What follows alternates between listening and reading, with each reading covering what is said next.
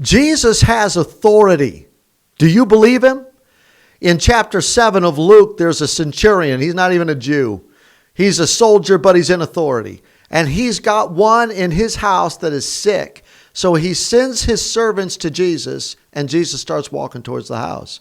However, the centurion, there's going to be a meeting with some servants. They're going to meet Jesus. Centurion doesn't even come himself. And he says, Jesus, I don't need you under my house. I'm a man under authority, and I know that when I say to some go, they go. And when I say to others come, they come. Jesus, you just say the word, and it's done. It's one of the 2 times in the entire Gospels when it comes to Luke, Jesus is going to say mega faith. That's how it reads in the Greek. You have great faith. In fact, Jesus is going to say he hasn't seen faith like that in all of Israel. Jesus speaks and it's done. He's the last word. He's the final word. He's the one you got to get to. When Jesus wants something done, friend, it's done. When he wants it opened, it's opened. When he wants it shut, you're not opening it. In Colossians chapter 1, verse 16, it's very clear from the author that he says that Jesus, all things were created by him and for him. Everything visible and invisible, whether thrones or rulers, powers or authorities, everything has been made by him and for him.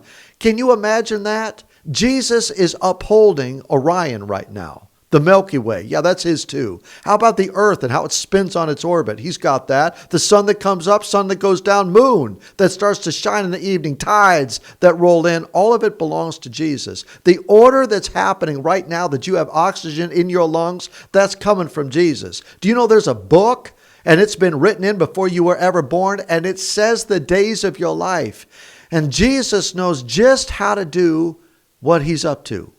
The question is not whether or not he's going to get it done. The question is whether or not you believe it. When you choose to believe Jesus, you're saying, I don't have to be anxious. I don't have to be fearful. I don't have to get worried. I don't have to get all tied up in my spiritual wedgie of the things that I think I'm in control of, that you're really not.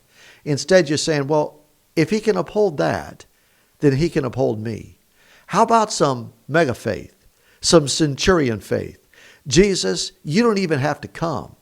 You just say the word and it's going to be done because I happen to know who you are. Who's Jesus? He's the author and the finisher. He's the Alpha and the Omega. What are you so worried about? He's got it all in the palm of his hand.